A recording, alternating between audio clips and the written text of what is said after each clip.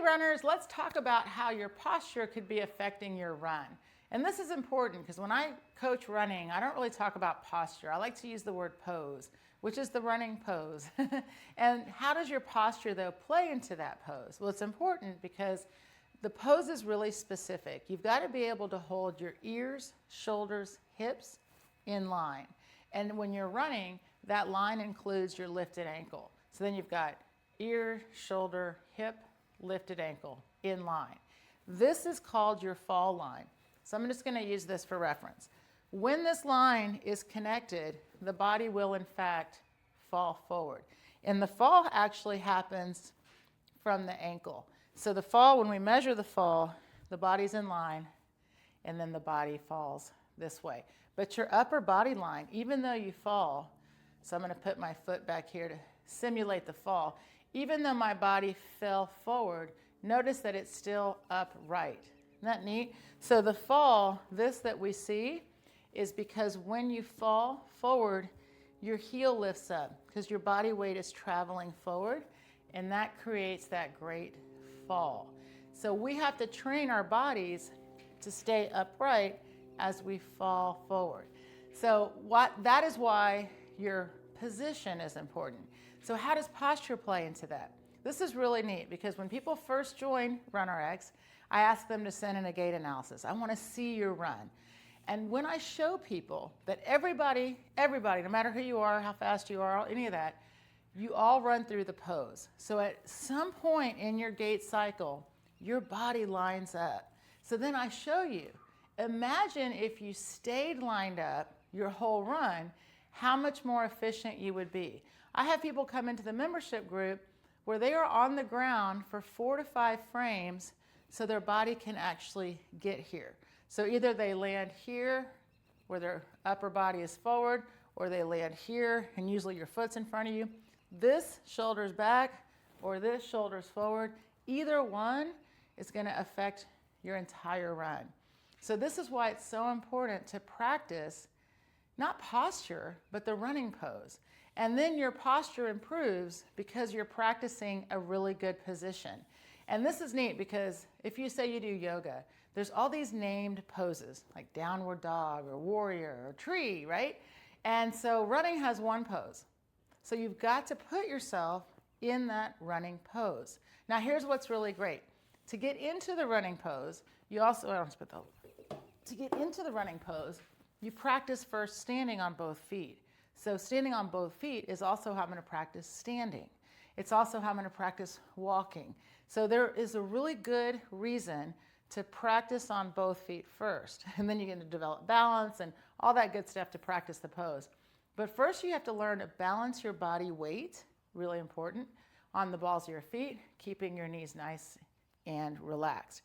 So when you start to work on the upper body and you've got a thought, I have a line, ears, shoulders, hips, right? So that line is running through the center of my body, and then I want to be lifted up. So I always have this thought, the line goes through the center of your body and lifts up.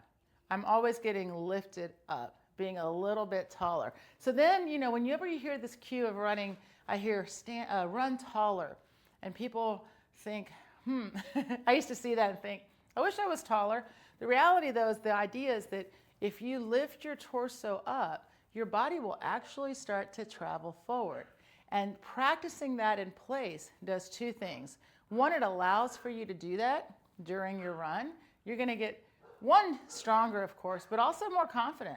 People don't realize that just by lifting the torso, they're able to actually start to move faster. You're creating that sail, if you will. And the more you practice this, then I don't just do this when I run, I stand like this. I try to, you're trying to always hold good position, good posture, right? So when you start to learn, because if a lot of people get stuck, and I hear this all the time, they get stuck on muscles. They'll say to me, well, I have tight shoulders, or I have a tight hip, or I have weak glutes, weak lower back, all of these things. That's okay, no problem. Because as you keep putting yourself in a really good position, all of those things also start to balance. Now I want to be clear, because in RunRx, I have skill, strength, and self-care. So skill drills that course, are mimicking your run to get better at running, and then have strength exercises to support the skill. You need strength to be able to hold your body weight. 68% of your weight is from your hip to your head, and then you got to hold it on one leg. So you have to work on the ability to do that, right? And then the self-care. Self-care is stretching, any mobility work, that is self-care. So I just wanted to show you, because I don't really push products, but I do use things. So like this roller, I've used this roller for like over 10 years. In fact, you can only get it on eBay. Don't worry though, you can just use any roller, but absolutely, rolling is fantastic.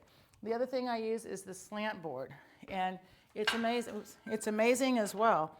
Like just getting on something that you can feel where you're supposed to be, because when you stand here, you can hold your knees bent. Notice I hold on to something. I'm actually in the right alignment for running. And you can start, of course, with one foot on the ground. And I tell people, of course, you're also stretching the calves. But I think a lot of people don't realize that to be able to stand and lift up and fall forward, it's really the same thing as being on this thing. When I stand here and I work on lifting my line, leaving my knees bent, open my chest, you're actually standing in the falling position of running. And then you can work on standing in your pose. So absolutely, in my program, I encourage people to use things like rollers, bands, all these kinds of things. But the first thing to understand is that when you keep putting yourself, without anything, just your body weight, and you start to work on how you stand, it's called ready stance, and you work on how you shift your body weight. But most importantly, when you start to keep yourself actively holding this line, so then when you're standing, you're thinking about lifting, right? You're thinking about my knees are bent. You start to be aware of how you're standing, how you're sitting, and then of course you really focus on it when you're doing your drills, when you're doing your skill, your strength, or your self-care. And it makes such a difference. And you know, there's like so many stretches out there. I mean, I would be lost as well. So I, of course, have put it in a program for my runners. If you, though, want a free program on the app, we have the 3-2-1 Run, which is a great basic warm-up and recovery that I included for the same reasons. There's so much movement practices out there, right? This is the one stretch. I see this all the time. There isn't the one. There's the consistency of it. And the reality is for you. So if you struggle, say, with like standing in balance, then you start by holding onto a wall. You know, like really keep it simple, simple. And then you have to do things like, if you really know you have struggle with the upper body, we add in a lot of mobility exercises, but just a simple one, crossing your arms over like this, very simple to add in. You can do it at your desk even. And you start adding a lift up. And just these simple exercises, I add these all the time too. Again, it's all in there. The idea though is to start to understand that I'm not trying to work on a posture, I'm trying to work on being able to hold a good position. And the more I think about, I've got a line here, I'm lifting it up, it's gonna open my chest. When you run, you'll feel it. Your feet will feel lighter, you'll be able to run longer, faster, all of those good things. That's why it's important to work on this part of your line. And I'll just say this, because when I first started teaching, and I was a lot younger, obviously, I was in my 20s, and I was so focused on teaching people the running action of pulling, right? The action of pulling and pulling. I actually kind of neglected this, because when you're young, guys, your upper body's light, right? When you're young, you're not thinking about, oh, I got shoulder tension or anything like that. You just run. So as I got older, right, I'm almost 55. As I got older, I started, by the way, I've seen it a lot earlier than this age, but as I got older, say my 30s, my 40s even, what I started to realize is people's injuries were happening because they could not hold this. And it wasn't even so much that, you know, they needed so much strength. Number one was awareness. Really, people were running and they thought they were falling and they were actually here, right? And as soon as your shoulders are forward, you're gonna probably feel something in the back. Planters, hamstrings, calves. And then I would have people and I would film them and their shoulders would be here. And then their foot's out here and they're getting IT band and shin splints and all kinds of knee pain is coming from this. So I called it the teeter-totter. And so the reality is once you can start to work on your line, on understanding that it's not just about being strong, it's about being strong and to hold your upper body, then the strength exercises make sense. So we do things like plank pulls and things that you can work on to get stronger in the torso, to be able to hold it up, kneeling exercises. A lot of good stuff on our channel. Just check it out. Or, of course, join us at runrx.fit, and I will coach you through those strength exercises. But just know it's always worth it to just start with that ready stance. Will make such a difference in your run.